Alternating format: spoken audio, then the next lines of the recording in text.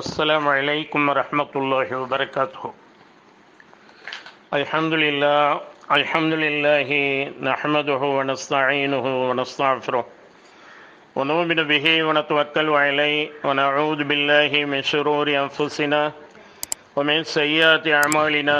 من يهده الله فلا مضل له ومن يضلله فلا هادي له وأشهد أن لا إله إلا الله وحده لا شريك له وأشهد أن محمدا عبده ورسوله.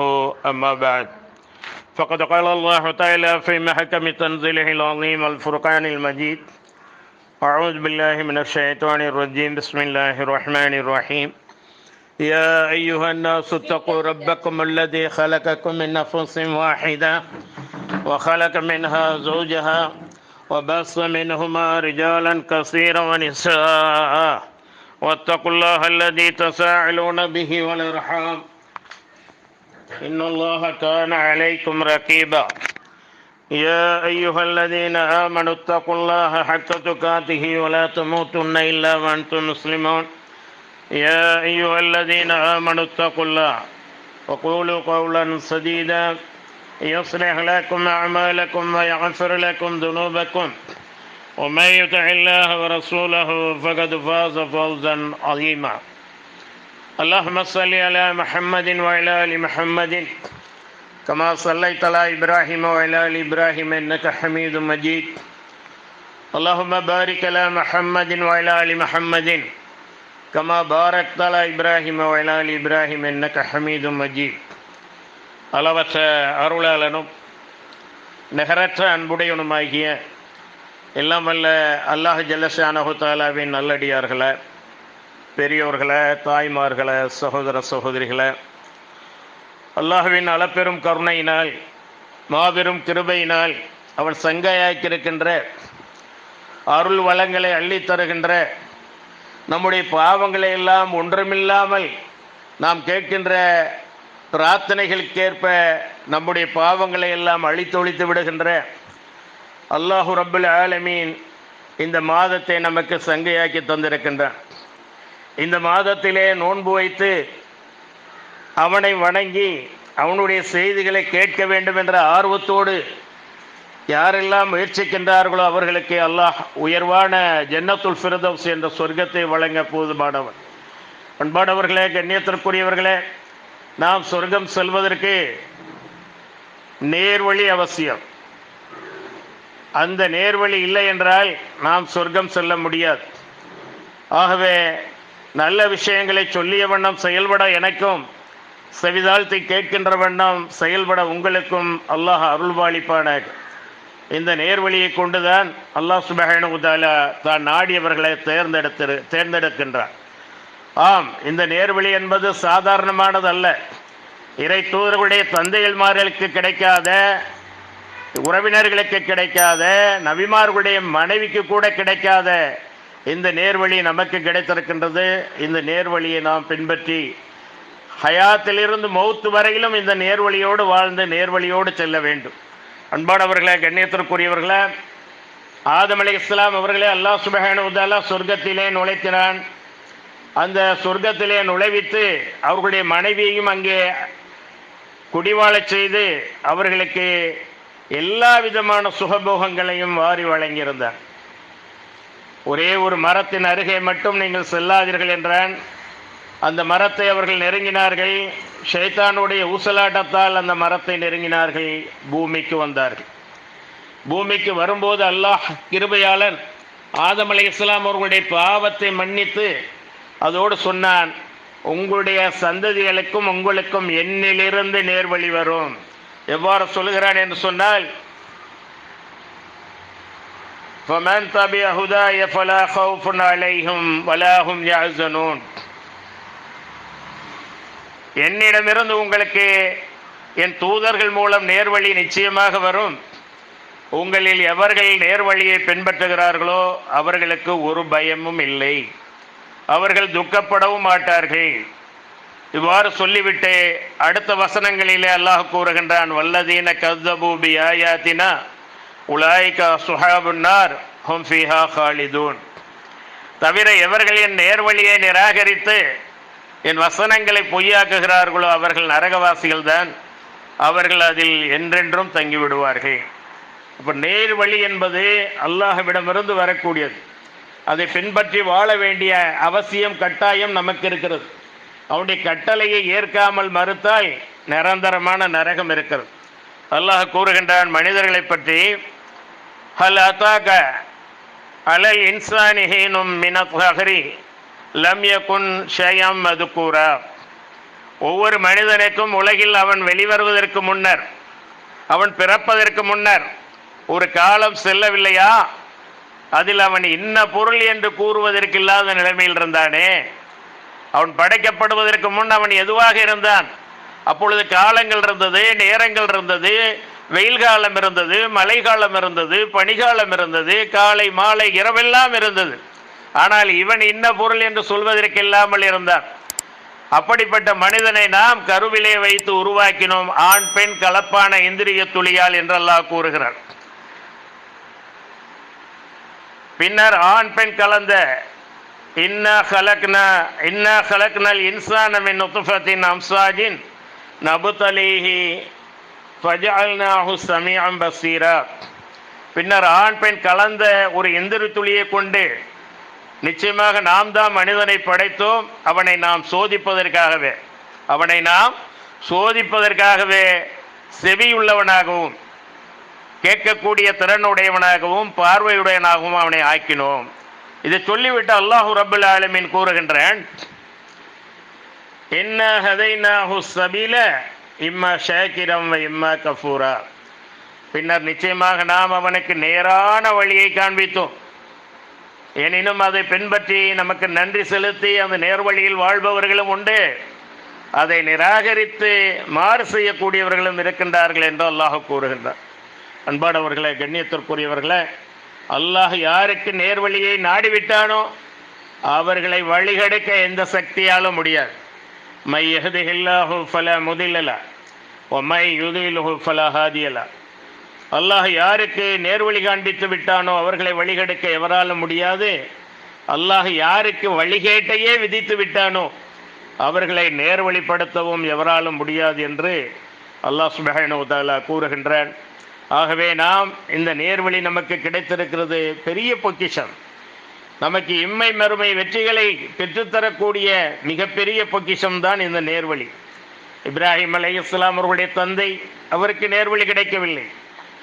நபி ஸல்லல்லாஹு அலைஹி வஸல்லம் அவர்களுடைய தந்தை, அவர்களுக்கு நேர்வழி கிடைக்கவில்லை. நபி ஸல்லல்லாஹு அலைஹி வஸல்லம் அவர்களுடைய தாயார், அவர்களுக்கு நேர்வழி கிடைக்கவில்லை. இப்படி இறை தூதர்களிலேயே நெருங்கிய இரத்த சம்பந்தமான உறவுகளுக்கு நேர்வழி கிடைக்கவில்லை என்பதை பார்க்கின்றோம். பாதுகாப்பு அரணாகவும் வாஞ்சையோடும் பாசத்தோடும் வளர்த்து வந்த பெரிய தந்தை அபு தாலிப் இறக்கும் தருவாயிலே லா இலாஹ இல்லல்லாஹ் முஹம்மது ரசூலுல்லாஹ் என்கின்ற கலிமாவை சொல்லுங்கள், நீங்கள் நேர்வழி பெறுவீர்கள், உங்களுக்காக நான் அல்லாஹ்விடத்திலே மன்றாடுவேன் என்று அவர்கள் சொன்னபோது பக்கத்திலே இருந்த அபுஜஹில் உள்பட உம்முடைய தந்தையுடைய உம்முடைய பாட்டனுடைய மார்க்கத்தை விட்டுவிடப் போகிறீரா என்று அவரிடம் கேட்டு மரண தருவாயில மரணத்திற்கு பயந்து தம்பியுடைய மகனுடைய மார்க்கத்தை அபு தாலிப் ஏற்றுக்கொண்டான் என்ற அவச்சொல் எனக்கு வேண்டாம். என் தந்தை எதிலோ என் பாட்டன் எதிலோ அதிலேயே நானும் போய்விடுகிறேன் என்று வரட்டு கௌரவத்தால் முன்னோர்களை கண்மூடி பின்பற்றிய அந்த மூடத்தனத்தால் அவர்களுக்கு ஹிதாயத் இல்லாமல் போனது. இறந்தவுடன் சொல்கிறார்கள் நபி ஸல்லல்லாஹு அலைஹி வஸல்லம் அவர்கள், அல்லாஹுடைய சன்னிதானத்தில் அல்லாஹுடைய புறத்தில் நான் உங்களுக்காக வாதிடுவேன், மன்றாடுவேன் என்று. அப்பொழுதுதான் அல்லாஹ் இறக்கினான், முஷ்ரிக்குகள், இணை வைப்பவர்கள், அல்லாஹுடைய எதிரிகள், அவர்கள் நரகத்துக்குரியவர்கள் என்று தெரிந்த பின்னரும் எந்த ஒரு மூமினுக்கும் எந்த ஒரு இறை தூதருக்கும் நபிக்கும் அவர்களுக்காக பாவ மன்னிப்பு கேட்பது தகுதியானதல்ல, ஆகுமானதல்ல என்று அல்லாஹ் கூறுகின்றான் என்று சொன்னால் இது விஷயத்திலே நாம் கவனமாக இருக்க வேண்டும். நேர்வழி என்பது அல்லாஹ்விடம் வந்த குர்ஆனாகும். ஷஹ்ருல் குர்ஆன், இந்த மாதம் குர்ஆனுடைய மாதம். ஷஹ்ரு ரமலான் அல்லதி உன்சில ஃபீஹில் குர்ஆனு ஹுதல் லின்னாஸ், ஹுதல் லின்னாஸ் உபையினாத்தி மினல் ஹுதா வல் ஃபுர்கான். அதாவது நோன்பு மாதம் எத்தகையது என்றால் அதில் தான் மனிதர்களுக்கு நேர் வழி காட்டக்கூடிய, நன்மை தீமைகளை பிரித்தறிவிக்கக்கூடிய தெளிவான ஆதாரங்களை சான்றுகளை கொண்ட குர்ஆன் இறக்கி கொள்ளப்பட்டது. ஃபமன் ஷஹித மின்கும் அஷ்ஹர ஃபல்யஸும். எனவே எவர மாதத்தை அடைகிறீர்களோ மாதத்திலே நீங்கள் நோன்பு வைத்துக் கொள்ளுங்கள். எதற்காக? நேர்வழியை குர்ஆன் மூலம் நமக்கு தந்ததற்காக, குர்ஆனை தந்ததற்காக, இறைச்சம் அதிகரிக்கும் என்பதற்காக, அல்லாஹுவை வதுகப்பிருல்லாஹ அலா மா ஹதாக்கும் லஅல்லக்கும் தஷ்குரூன். நீங்கள் அல்லாஹுவை போற்றி புகழ்ந்து அவனை மகத்துவப்படுத்தி அவனுக்கு நன்றி செலுத்த வேண்டும் என்பதற்காகத்தான் இந்த நோன்பை அல்லாஹ் கடமையாக்கி இருக்கின்றான். இந்த நோன்பு நோட்பதின் நோக்கம் நமக்கு நேர்வழி கிடைத்தது. மனிதர்களுக்கெல்லாம் நேர்வழி காட்டுவதற்கான குர்ஆன் இறக்கி கொள்ளப்பட்டது. பெரும்பாலான மனிதர்களுக்கு நேர்வழி காட்டவில்லை. ஏன்? தாலிகல் கிதாப் லா ரைப ஃபீ ஹுதல் லில் முத்தகீன். சந்தேகமே இல்லை, இது வேதம். இது எவராலும் எழுதப்பட்டதல்ல, இயற்றப்பட்டதல்ல, இறைவனால் இறக்கி அருளப்பட்டது. இது நேர்வழி காட்டும் பயபக்தியாளர்களுக்கு. தன்னை உணர்ந்து, தன்னை படைத்தவனை உணர்ந்து, படைத்தவனை பயந்து வாழ்கிறார்களே, அவர்களுக்கு நேர்வழி காட்டும். அவர்கள்தான் நேர்வழி பெற்றவர்கள். அவர்கள் மறைவான விஷயங்களை நம்புவார்கள். அல்லதீன யுமினூன பில் கைபி வ யகீமூன ஸ்ஸலாத வ யூதூன ஸகாத வ மிம்மா ரஸக்னாஹும் யுன்ஃபிகூன்.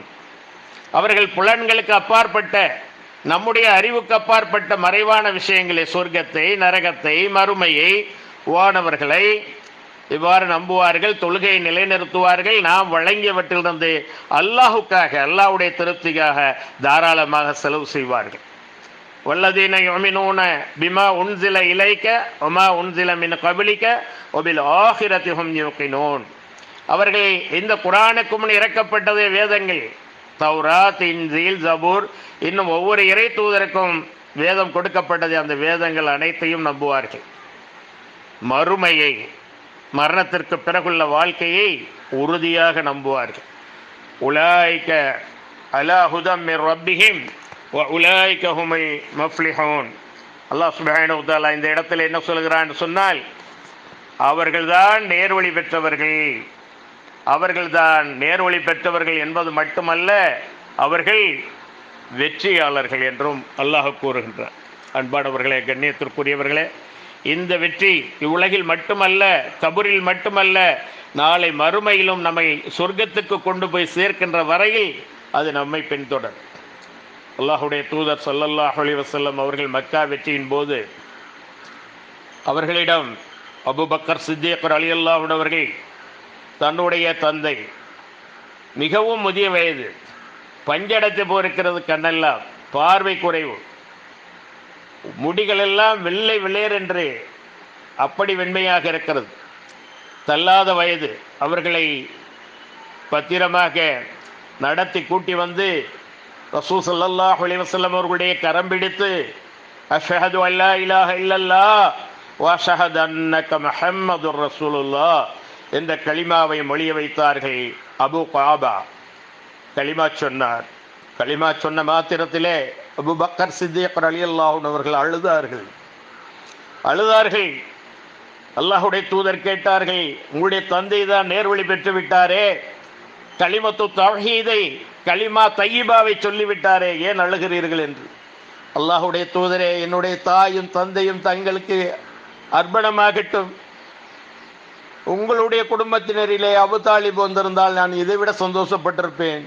உங்களுடைய குடும்பத்திலே உள்ளவர்கள் வந்திருந்தால் நான் இதைவிட அதிகமாக ஆனந்தம் பட்டிருப்பேன், மகிழ்ச்சி அடைந்திருப்பேன் என்று ஸல்லல்லாஹு அலைஹி வஸல்லம் அவர்களுடைய நலம் நாடக்கூடியவர்களாகவே இருந்த அபூபக்கர் சித்திக் ரலியல்லாஹு அன்ஹு அவர்கள் தன்னுடைய தந்தை இஸ்லாத்திற்கு வந்த போதும் முஹம்மது ஸல்லல்லாஹு அலைஹி வஸல்லம் அவர்களுடைய அந்த பெரிய தந்தை அபு தாலிப் வரவில்லையே என்று கவலைப்பட்டார்கள், கண்ணீர் சிந்தினார்.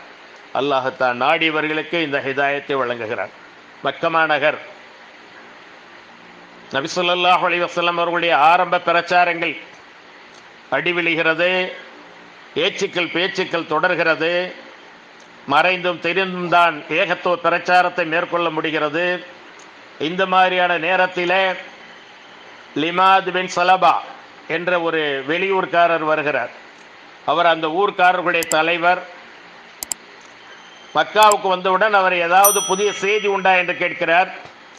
அதுவா, நல்ல மனிதராக இருந்து கொண்டிருந்தார் ஒருவர், நாங்கள் அஸ்வாதிக்கு உண்மையாளர் என்போம், அல்லமீன் நன்னம்பிக்கையாளர் என்போம். ஆனால் இப்பொழுது அவருக்கு ஏதோ ஜின்னோ ஏதோ பிடித்து விட்டது, சூனியம் செய்யப்பட்டவராகிவிட்டார், அவர்தான் இப்பொழுது புதிய செய்தி என்று அவர்கள் சொன்னார். அப்படியா, அவர் எங்கிருக்கிறார் என்று எனக்கு காட்டுங்களேன். நான் அவருக்கு ஓதி பார்ப்பதன் மூலமாக அவருக்கு அவரை பிடித்துள்ள ஜின்னோ அல்லது அவருக்கு வைக்கப்பட்டிருக்கிறது சூனியமோ இல்லாமல் ஆகிவிடும், அவர் பழைய நிலைமைக்கு சகஜமாக வந்து விடுவார் என்று சொன்னார். அப்படியா, சரி என்று நபி ஸல்லல்லாஹு அலைஹி வஸல்லம் அவர்கள் இருந்த இடத்தை காட்டினார்.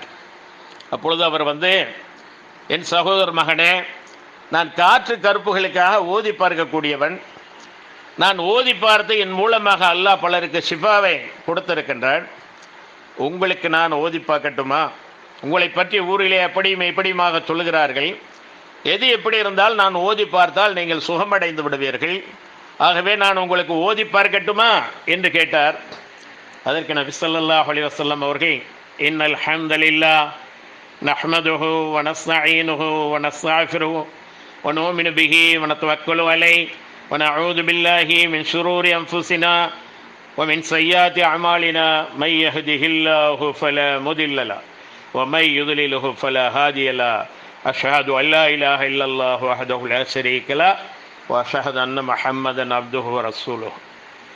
இந்த உரையை ஒவ்வொரு உரையிலும், ஜும்மாவாகட்டும் மற்றபடி மக்களுக்கு உபதேசம் செய்வதாகட்டும், நபி ஸல்லல்லாஹு அலைஹி வஸல்லம் அவர்கள் சொல்லுவார்கள். அனைத்து விதமான புகழும் நிச்சயமாக அல்லாஹுக்குத்தான். அவனையே நாம் சார்ந்திருக்கிறோம், அவனிடமே உதவி தேடுகின்றோம், அவனளவிலே நாம் திரும்பக்கூடியவர்களாக இருக்கின்றோம். வணக்கத்திற்கு தகுதியானவன் அவனை தவிர யாரும் இல்லை என்று நான் சாட்சியம் கூறுகின்றேன். முஹம்மதாகிய நான் அவனுடைய திரு தூதர் என்றும் சாட்சியம் கூறுகின்றேன். அல்லாஹ் யாருக்கு நேர்வழியை காட்டிவிட்டானோ அவர்களை வழிகெடுக்க எவராலும் முடியாது. அல்லாஹ் யாருக்கு வழிகேட்டை விதித்து விட்டானோ அவர்களுக்கு நேர்வழி கொடுக்க யாராலும் முடியாது என்று சொன்னார். இந்த லிமாத் பின் சலபா அப்படியே ஆச்சரியத்தில் உறைந்து விட்டார்கள். திரும்ப ஒரு முறை அதை சொல்லுங்கள் என்றார்கள். நபி ஸல்லல்லாஹு அலைஹி வஸல்லம் அவர்கள் திரும்பவும் சொன்னார்கள். திரும்ப ஒரு முறை சொல்லுங்கள் என்றார்கள். இவ்வாறு 3 முறை சொல்ல கேட்டுவிட்டு அவர்கள் சொல்லுகிறார்கள், நான் சூனியக்காரருடைய சொல்லை கேட்டிருக்கிறேன், கவிஞர்களுடைய சொல்லை கேட்டிருக்கின்றேன், இன்னும் எப்படி எப்படியோ இதிகாசம் படைப்பவர்கள், காவியங்கள் படைப்பவர்களுடைய சொல்லையெல்லாம் நான் கேட்டிருக்கின்றேன். ஆனால் இந்த சொல் ஆழ்கடலின் ஆழத்தையே தொட்டுவிட்டது. கடலோ ஆழ்கடல், அதன் ஆழத்தையே தொட்டுவிட்டது. உங்களுடைய கரத்தை நீட்டுங்கள். அஷ்ஹது அல்லா இலாஹ இல்லல்லாஹ் வஹ்தஹு லா ஷரீக லஹு வ அஷ்ஹது அன்ன முஹம்மதன் அப்துஹு வ ரசூலுஹு என்று அவர் கலிமா சொன்னார். பைத்தியம் என்று நினைத்து வைத்தியம் பார்க்க வந்தவர், ஓதி பார்க்க வந்தவர், அல்லாஹ் ஹிதாயத்தை நாடிவிட்டான். உடனே அக்கணமே அவர் கலிமா சொன்னார். நபி ஸல்லல்லாஹு அலைஹி வஸல்லம் அவர்கள் அவரை பற்றி தெரிந்து கொண்டு சொன்னார்கள், நீங்கள் ஒரு ஊருடைய தலைவராக இருக்கிறீர்கள், நீங்கள் மட்டுமல்ல உங்களுடைய ஊரார்கள் எல்லோரும் இந்த கலிமத்து தௌஹீதின் பக்கம், இந்த ஏகத்துவத்தின் பக்கம் வர வேண்டும், இந்த நேர்வழியை பெற வேண்டும், அது எனக்காக நீங்கள் செய்வீர்களா என்று கேட்டபோது, நிச்சயமாக அல்லாஹுடைய தூதரே, என்னுடைய ஊரார்கள் அனைவருக்கும் எடுத்து வைப்பேன், அவர்கள் அனைவரும் நீங்கள் அந்த ஊரிலே உள்ளவர்கள் முஸ்லீம் ஆகிவிட்டார்கள் என்ற நல்ல செய்தியை கேட்பீர்கள் என்று சொன்னார்.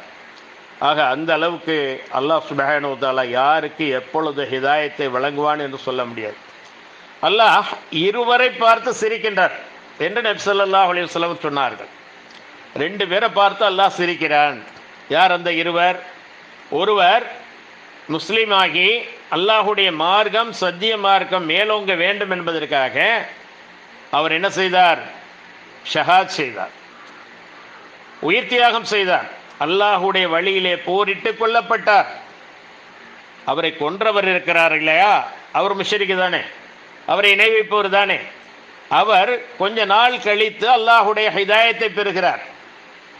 காலித் பின் வலீத் எவ்வளோ முஸ்லீம்களை கொண்டிருக்கிறார்கள், பிறகு அவர்களுக்கு ஹிதாயத்து கிடைத்தது.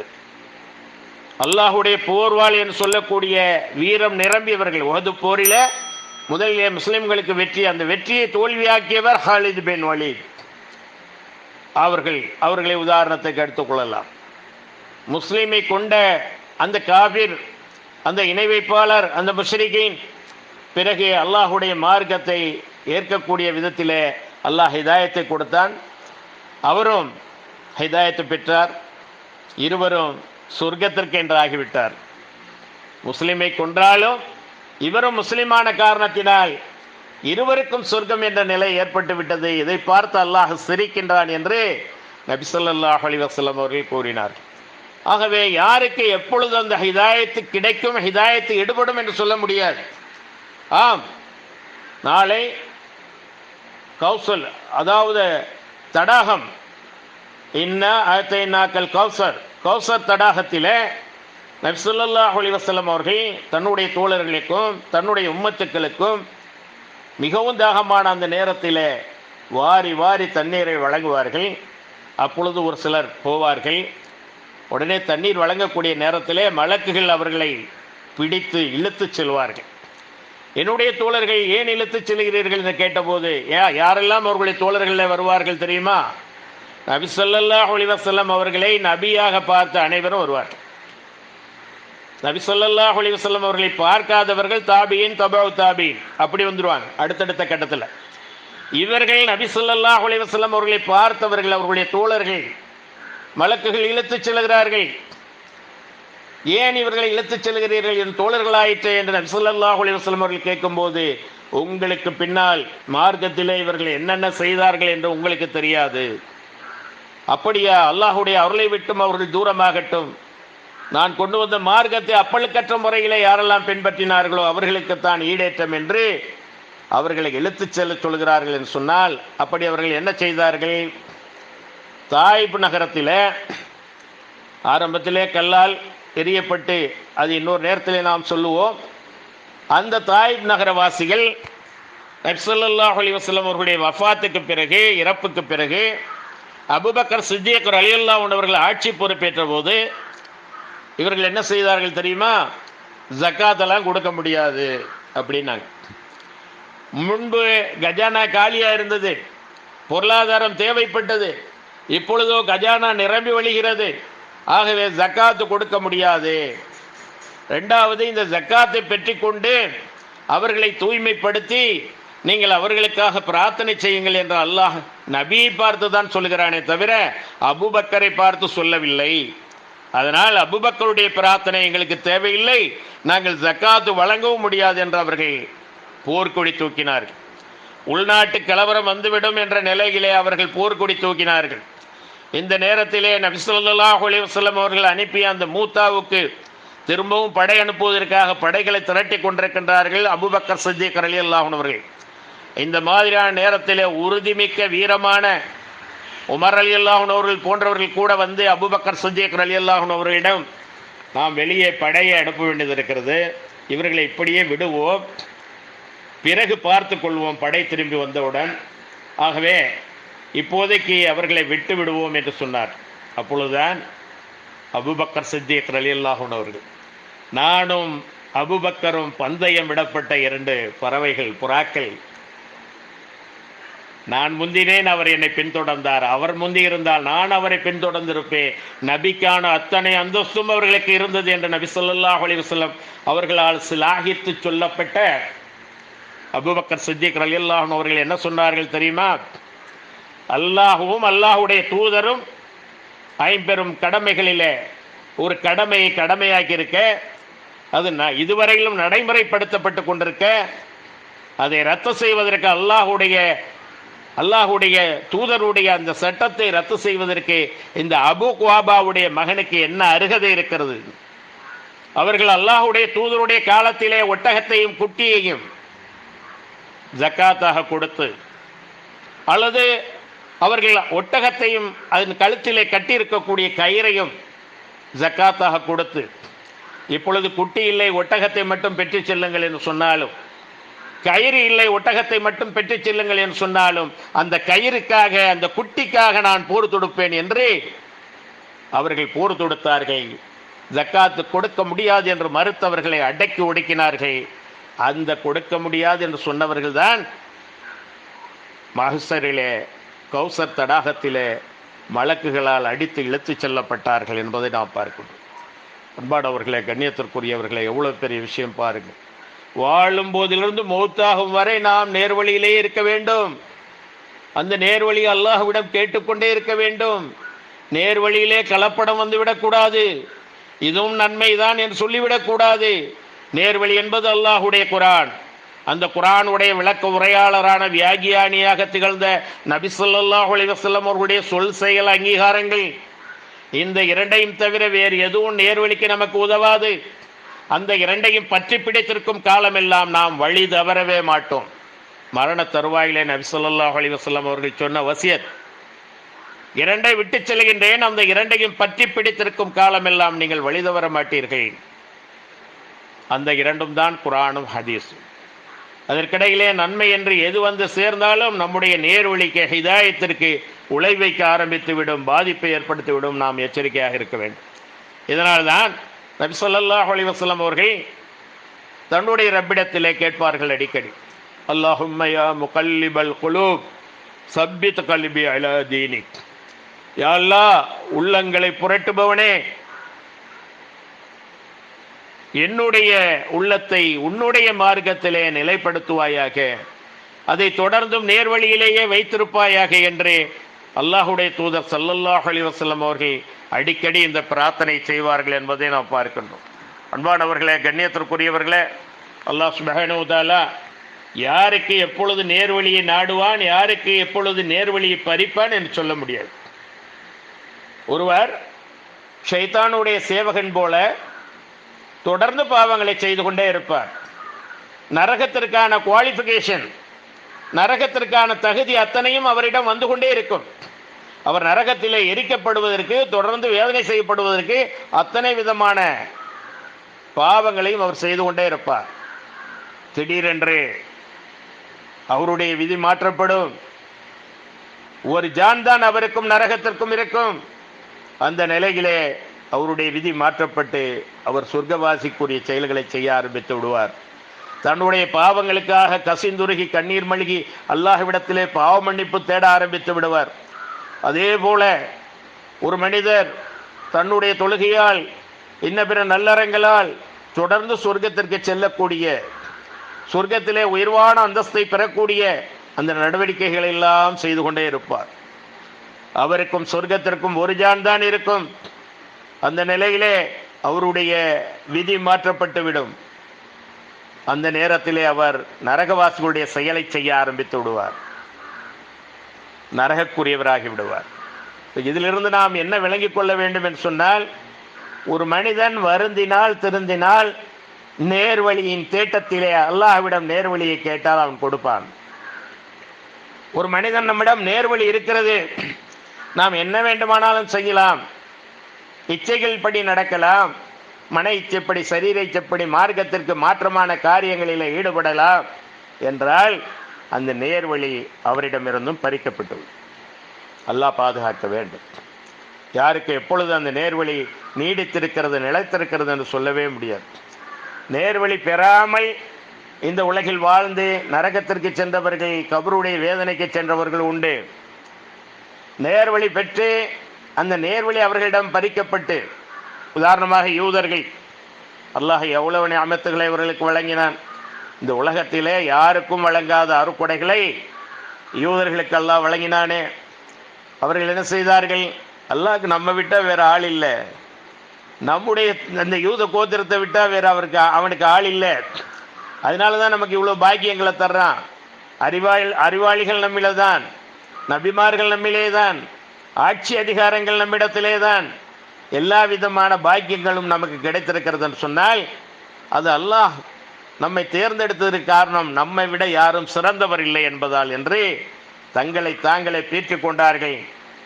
அதன் காரணமாக அவர்கள் மார்க்கத்துக்கு மாற்றமான எங்களை எல்லாம் நரக நெருப்பு தீண்டாது, நாங்கள் தேர்ந்தெடுக்கப்பட்டவர்கள், அல்லாஹுடைய அருளுக்கூடியவர்கள் என்று சொல்லிக்கொண்டே அல்லாஹுடைய அருளை விட்டும் தூரமாக கூடியவர்களாக, கொஞ்சம் கொஞ்சமாக நேர்வழி பறிக்கப்படக்கூடியவர்களாக, அந்த ஹிதாயத்தை இழந்தவர்களாக, எவ்வளவோ அருக்குடைகளை வாரி வழங்கி அல்லாஹ் அவர்களை சபிக்கக்கூடிய விதத்திலே, அவர்களுக்கு சாபத்தை கொடுத்து சபிக்கக்கூடிய விதத்திலே அல்லாஹ் சுப்ஹானஹு வ தஆலா ஆக்கினான் என்றால், நாம் இது விஷயத்திலே நேர்வழியை தந்த அல்லாஹுக்கு நன்றி செலுத்திக் கொண்டு நேர்வழியின் பிரகாரமே வாழ வேண்டும். அல்லாஹ் சுப்ஹானஹு வ தஆலா இந்த யூதர்களை எந்த அளவுக்கு வெறுத்திருக்கிறான் என்பதை, சபித்திருக்கிறான் என்பதை, கோபப்பட்டிருக்கிறான் என்பதை நாம் சூரத்துல் ஃபாத்திஹாவுடைய இறுதி வசனங்களிலே பார்க்கலாம். இஹ்தினஸ் ஸிராத்தல் முஸ்தகீம், இறைவா எங்களை நேரான வழியில் செலுத்துவாயாக, நேர் வழியில் செலுத்துவாயாக. ஸிராத்தல் லதீன அன்அம்த அலைஹிம் கைரில் மக்தூபி அலைஹிம் வலத்தால்லீன், நீ எவர்களுக்கு அருள் புரிந்தாயோ, எவர்களுக்கு நியமத் செய்தாயோ, எவர்களை நேர்வழியில் நடத்தினாயோ அவர்களுடைய வழி அது. நபிமார்கள், நாதாக்கள், நல்லடியார்கள், அவர்களுடைய வழி அது. அது உன்னுடைய கோபத்திற்கு ஆளானவர்களுடைய வழியும் அல்ல, நெறி தவறியவர்களுடைய வழியும் அல்ல. கோபத்திற்கு ஆளானவர்கள் தான் யூதர்கள், நெறி தவறியவர்கள் யார்? கிறிஸ்தவர்கள். அல்லாஹ் ஒரு தூதரை அனுப்பியிருக்க, தந்தை இல்லாமல் பிறந்த ஒரே காரணத்திற்காக அந்த தூதரையே அல்லாவாக ஆக்கியவர்கள், அல்லாஹ்வுடைய குமாரனாக ஆக்கியவர்கள் நெறி தவறியவர்கள். அவர்களுக்கும் வழிகேடு விதிக்கப்பட்டு விட்டது. ஆகவே அன்பானவர்களே, கண்ணியத்திற்குரியவர்களே, இந்த நேர்வழி விஷயத்திலே நாம் கவனமாக இருக்க வேண்டும். எந்த ஒரு நேர்வழி நமக்கு கிடைத்திருக்கிறதோ அது மாபெரும் பொக்கிஷமாக கருதி அதை பாதுகாக்க வேண்டும். அந்த நேர்வழி நம்மிடத்திலே நாம் துனியாவை முடித்து கொண்டு செல்கின்ற வரையில் அது நம்மோடவே இருக்க வேண்டும். அப்படி இருந்தால்தான் நமக்கு அல்லாஹ் சுப்ஹானஹு வ தஆலா கேள்வி கணக்கை லேசாக்குவான், கபரை விசாலமாக்குவான், சொர்க்கத்தை நமக்கு தருவான். இதற்கெல்லாம் முக்கியமாக தேவைப்படுவது நேர்வழியாக இருக்கின்றது. ஆகவே அத்தகைய நேர்வழியை பின்பற்றக்கூடிய நன்மக்களாக, நேர்வழியிலே வாழக்கூடியவர்களாக இன்னைக்கு பார்க்கிறோம்.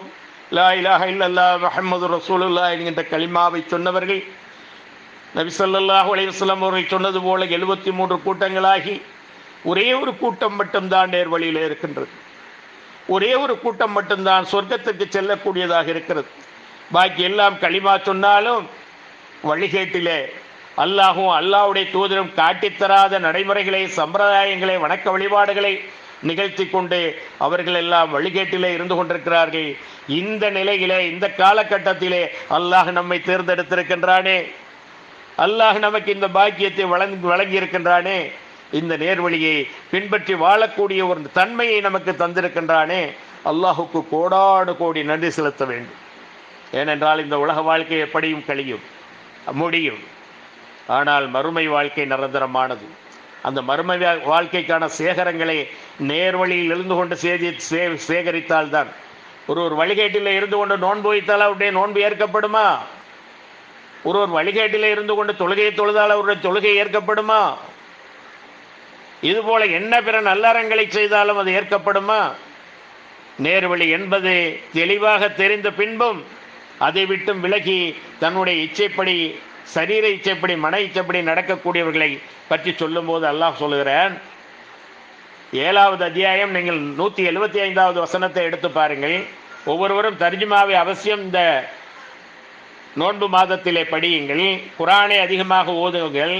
குரானோடு நெருங்கிய தொடர்புடையவர்களாக நீங்கள் இருந்தால் அல்லாஹுடைய தொடர்பில் இருக்கிறீர்கள் என்ற அர்த்தம்.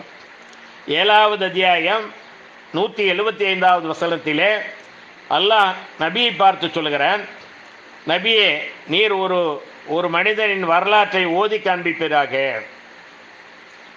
அவருக்கு நாம் நிறைய அத்தாட்சிகளை வழங்கியிருந்தோம். சுப்ஹானல்லாஹ். அத்தாட்சி வழங்கப்பட்டவர், இல்மு வழங்கப்பட்டவர், மார்க்க அறிவு வழங்கப்பட்டவர், மறுமை இருக்கிறது என்ற உறுதிப்பாட்டை அவருக்கு அல்லாஹ் உணர்த்தியிருக்கிறான். மரணத்திற்கு பிறகு உறுதியாக மறுமை வாழ்க்கை இருக்கிறது என்பதை அல்லாஹ் உணர்த்திருக்கிறான். இப்படியெல்லாம் உணர்த்தி இருந்தும், இப்படியெல்லாம் அவருக்கு சொல்லப்பட்டிருந்தும், அந்த அத்தாட்சிகள் எல்லாம் வழங்கப்பட்டிருந்தும் அவர் அதனை விட்டும் நழுவினார். அந்த மிகப்பெரிய உபதேசத்தை, அத்தாட்சியை, இல்மை விட்டும் நழுவினார். ஷைத்தான் அவனை பின்தொடர்ந்தான். வழி தவறியவர்கள் ஒருவராக அவர் ஆகிவிட்டார். ஷைத்தான் பின்தொடர்ந்தா என்ன? வழி தவறியவர்கள் ஒருவர் தான். நேர்வழியெல்லாம் கொஞ்சம் கொஞ்சமாக எடுத்துட்டான். ஏனென்றால் அவர் இவ்வளவு பெரிய அத்தாட்சியை புறக்கணித்ததன் காரணத்தினாலே ஷைத்தான் அவரை பின்தொடர்ந்தான். வழி தவறியவர்கள் ஒருவராக அவர் ஆகிவிட்டார். இருப்பினும் அல்லாஹ் அவர் மீது இரக்கம் கொண்டு இவரை மறுபடியும் நேர்வழிக்கு கொண்டு வருவோம் என்று நினைத்தால் அவர் என்ன செய்கிறார்? முழுவதுமாக உலகின் பக்கமே, இந்த அற்பமான துனியாவின் பக்கமே அவர் சாய்ந்து விட்டார். இழிவான மன இச்சைகளை, சரீர இச்சைகளை பின்பற்ற ஆரம்பித்து விட்டார். இதன் காரணமாக அல்லாஹ் அவரை அவருடைய போக்கிலே விட்டுவிட்டான். அது மட்டுமல்ல, இவருடைய உதாரணம் நாயை போன்றது. அந்த நாயை நீங்கள் விரட்டினாலும் நாக்கை தொங்கவிடும், விரட்டாமல் விட்டுவிட்டாலும் நாக்கை தொங்கவிடும். நம்முடைய வசனங்களை பொய்யென கூறும் அவர்களுக்கு நீர் இந்த வரலாற்றை ஓதி காட்டுவீராக, இந்த ஓமையையும் ஓமானத்தையும் கூறுவீராக என்று அல்லாஹ் 175 176 வசனங்களிலே 7வது அத்தியாயத்திலே கூறுகிறான். என்றால் எந்த அளவுக்கு இந்த இச்சை, இந்த உலக ஆசாபாசம் அவருடைய நேர்வழியை பாழாக்கி விட்டது என்பதை நாம் அறிந்து கொள்ள வேண்டும். ஆகவே உலகத்திலே அல்லாஹ் ஆகுமாக்கி அத்தனை சுகங்களையும் அனுபவித்துக் கொள்ள வேண்டும். அதே நேரம் நேர்வழியிலேயே நாம் வாழ்ந்து நேர்வழியிலேயே மரணிக்க வேண்டும். அத்தகைய நன்மக்களாக வல்லல்லாஹ் உங்களையும் என்னையும் ஆக்கிக்கொள்ள வேண்டும் என்று கேட்டு முடிக்கின்றேன். வாஹிர் தஅவானா அல்ஹம்துலில்லாஹி ரப்பில் ஆலமீன். அஸ்ஸலாமு அலைக்கும் வரஹ்மத்துல்லாஹி வபரகாத்துஹு. சுப்ஹானக அல்லாஹும்ம வபிஹம்திக அஷ்ஹது அல்லா இலாஹா